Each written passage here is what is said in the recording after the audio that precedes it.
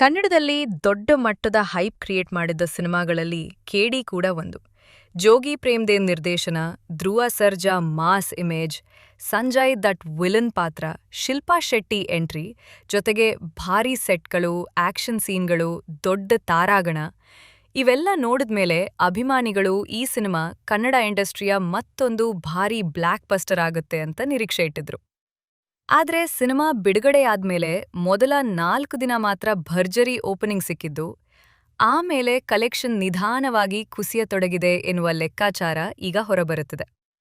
ಮೇ 1ರಂದು ಬಿಡುಗಡೆಯಾದ ಕೇಡಿ ಮೊದಲ 4 ದಿನಗಳಲ್ಲಿ ಸುಮಾರು 13.3 ಕೋಟಿ ರೂಪಾಯಿ ಕಲೆಕ್ಷನ್ ಮಾಡಿತ್ತು.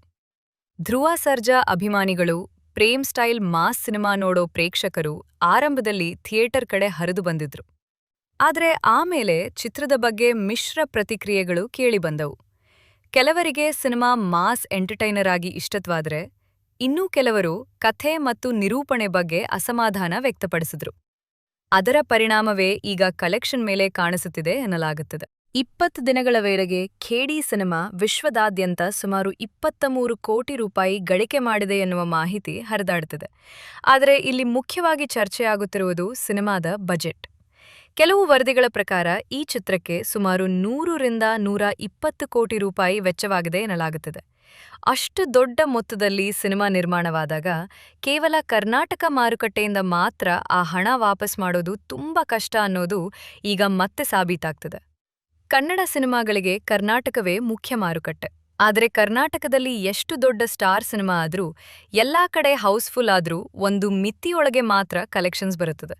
ಯಾಕಂದ್ರೆ ತೆಲುಗು, ತಮಿಳು ಅಥವಾ ಹಿಂದಿ ಇಂಡಸ್ಟ್ರಿ ಅಂತ ದೊಡ್ಡ ಮಾರುಕಟ್ಟೆ ಕನ್ನಡಕ್ಕೆ ಇಲ್ಲ. ಅದಕ್ಕೆ ಈಗ ದೊಡ್ಡ ಬಜೆಟ್ ಸಿನಿಮಾ ಮಾಡ್ತಿರುವ ನಿರ್ಮಾಪಕರು ಪ್ಯಾನ್ ಇಂಡಿಯಾ ರಿಲೀಸ್ ಮೇಲೆ ಹೆಚ್ಚು ಫೋಕಸ್ ಮಾಡ್ತಿದ್ದಾರೆ. ಅಂದ್ರೆ ಸಿನಿಮಾ ಒಂದೇ ಸಮಯದಲ್ಲಿ ಕನ್ನಡ ಮಾತ್ರವಲ್ಲದೆ ತೆಲುಗು, ತಮಿಳು, ಹಿಂದಿ, ಮಲಯಾಳಂ ಭಾಷೆಗಳಲ್ಲೂ ಭರ್ಜರಿಯಾಗಿ ಬಿಡುಗಡೆಯಾಗಬೇಕು. ಆಗ ಮಾತ್ರ 100 ಕೋಟಿ ಬಜೆಟ್ ಹಾಕಿದ ಸಿನಿಮಾಗಳು ಸುರಕ್ಷಿತವಾಗ್ತವೆ. ಖೇಡಿ ವಿಚಾರದಲ್ಲೂ ಇದೇ ಚರ್ಚೆ ಜೋರಾಗಿದೆ. ಸಿನಿಮಾ ಮೊದಲ ದಿನದಿಂದಲೇ ಎಲ್ಲಾ ಭಾಷೆಗಳಲ್ಲಿ ದೊಡ್ಡ ಮಟ್ಟದಲ್ಲಿ ರಿಲೀಸ್ ಆಗಿದ್ರೆ ಕಲೆಕ್ಷನ್ ಇನ್ನೂ ಹೆಚ್ಚಾಗುತ್ತಿತ್ತು ಎನ್ನುವ ಅಭಿಪ್ರಾಯ ಸಿನಿ ವಲಯದಲ್ಲಿ ಕೇಳಿಬರುತ್ತಿದೆ. ಸಂಜಯ್ ದತ್ ಮತ್ತು ಶಿಲ್ಪಾ ಶೆಟ್ಟಿ ಇದ್ದ ಕಾರಣ ಹಿಂದಿ ಮಾರುಕಟ್ಟೆಯಲ್ಲೂ ಸಿನಿಮಾ ಸೆಳೆತ ಮೂಡಿಸಬಹುದಿತ್ತು. ಆದರೆ ಪ್ಯಾನ್ ಇಂಡಿಯಾ ಮಟ್ಟದಲ್ಲಿ ಭರ್ಜರಿ ಪ್ರಚಾರ, ದೊಡ್ಡ ಪ್ರಮಾಣದ ಬಿಡುಗಡೆ, ಬಲವಾದ ವಿತರಣಾ ಜಾಲ ಇವೆಲ್ಲ ಬೇಕಾಗುತ್ತದೆ. ಅದು ಸರಿಯಾಗಿ ನಡೆದ್ರೆ ಮಾತ್ರ ಕನ್ನಡ ಸಿನಿಮಾಗಳು ದೊಡ್ಡ ಮಟ್ಟದ ಹಣ ಮಾಡಬಹುದು. ಈಗಲೂ ಖೇಡಿ ಚಿತ್ರವನ್ನು ಮುಂದಿನ ದಿನಗಳಲ್ಲಿ ಬೇರೆ ಭಾಷೆಗಳಲ್ಲಿ ದೊಡ್ಡ ಮಟ್ಟದಲ್ಲಿ ಬಿಡುಗಡೆ ಮಾಡುವ ಸಾಧ್ಯತೆ ಬಗ್ಗೆ ಚರ್ಚೆಗಳು ನಡೆಯುತ್ತಿವೆ ಎನ್ನಲಾಗುತ್ತಿದೆ. ವಿಶೇಷವಾಗಿ OTT ಬಿಡುಗಡೆಗೂ ಮುನ್ನ ಹಿಂದಿ ಮತ್ತು ತೆಲುಗು ಮಾರುಕಟ್ಟೆಯಲ್ಲಿ ಸಿನಿಮಾ ತಳ್ಳುವ ಪ್ರಯತ್ನ ನಡೆದರೆ ಸ್ವಲ್ಪ ಮಟ್ಟಿನ ಹೆಚ್ಚುವರಿ ಆದಾಯ ಬರಬಹುದು. ಆದರೆ ಈಗಾಗಲೇ ಕನ್ನಡದಲ್ಲಿ ಸಿನಿಮಾ ರಿಲೀಸ್ ಆಗಿ ಹಲವು ದಿನಗಳಾದ ಕಾರಣ ಹೊಸ ಭಾಷೆಗಳಲ್ಲಿ ಅದೇ ಮಟ್ಟದ ಕ್ರೇಜ್ ಸೃಷ್ಟಿಯಾಗುತ್ತದೆಯೇ ಅನ್ನೋದು ಪ್ರಶ್ನೆ. ಆದರೆ ಬಾಕ್ಸ್ ಆಫೀಸ್ ಮಾತ್ರವೇ ಸಿನಿಮಾದ ಸಂಪೂರ್ಣ ಆದಾಯ ಅಲ್ಲ. ಈಗಿನ ಕಾಲದಲ್ಲಿ OTT ಹಕ್ಕು, ಟಿವಿ ಹಕ್ಕು, ಸಂಗೀತ ಹಕ್ಕು, ಡಿಜಿಟಲ್ ಹಕ್ಕುಗಳು ಕೂಡ ದೊಡ್ಡ ಆದಾಯದ ಮೂಲಗಳಾಗಿವೆ. ಕೇಡಿ ಚಿತ್ರದ OTT ಮತ್ತು ಸಂಗೀತ ಹಕ್ಕುಗಳು ಒಳ್ಳೆಯ ಮೊತ್ತಕ್ಕೆ ಮಾರಾಟವಾಗಿವೆ ಎನ್ನಲಾಗುತ್ತದೆ. ಹೀಗಾಗಿ ನಿರ್ಮಾಪಕರಿಗೆ ಸಂಪೂರ್ಣ ನಷ್ಟ ಆಗದೇ ಇರಬಹುದು. ಆದರೆ ಥಿಯೇಟರ್ ಕಲೆಕ್ಷನ್ ಮಾತ್ರ ನೋಡಿದ್ರೆ ನಿರೀಕ್ಷಿಸಿದ ಮಟ್ಟದ ಲಾಭ ಸಿಕ್ಕಿಲ್ಲ ಎನ್ನುವ ಮಾತುಗಳು ಜೋರಾಗಿವೆ. ಒಂದು ಸಿನಿಮಾ 100 ಕೋಟಿ ವೆಚ್ಚದಲ್ಲಿ ತಯಾರಾದ್ರೆ ಕೇವಲ ಕರ್ನಾಟಕದಲ್ಲೇ ಬಿಡುಗಡೆಯಾಗಿ ಆ ಹಣ ವಾಪಸ್ ಮಾಡೋದು ತುಂಬಾ ಕಷ್ಟ.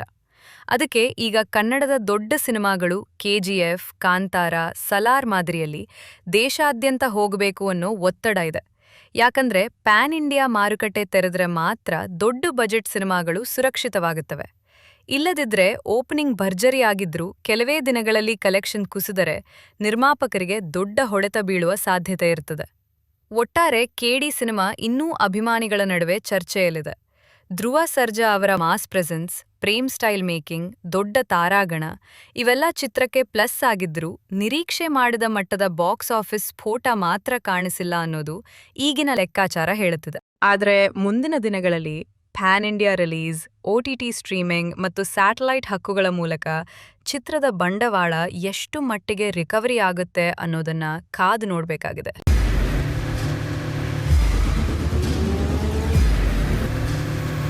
ಪ್ರಜಾಮಾರ್ಗ ನ್ಯೂಸ್, ಇದು ಜನಸಾಮಾನ್ಯರ ಧ್ವನಿ. ನಮಸ್ಕಾರ. ನೀವು ನೋಡ್ತಾ ಇದ್ದೀರಾ ಪ್ರಜಾಮಾರ್ಗ ನ್ಯೂಸ್. ರಾಷ್ಟ್ರದ ರಾಜ್ಯದ ರಾಜಕೀಯದ ಬಗ್ಗೆ ಹೆಚ್ಚಿನ ಸಿನಿಮಾ ಅಪ್ಡೇಟ್ಗಳಿಗಾಗಿ ಫಸ್ಟ್ ಲೈಕ್ ಮಾಡಿ, ಸಬ್ಸ್ಕ್ರೈಬ್ ಆಗಿ, ಹಾಗೆ ಫಾಲೋ ಕೂಡ ಮಾಡಬೇಕು.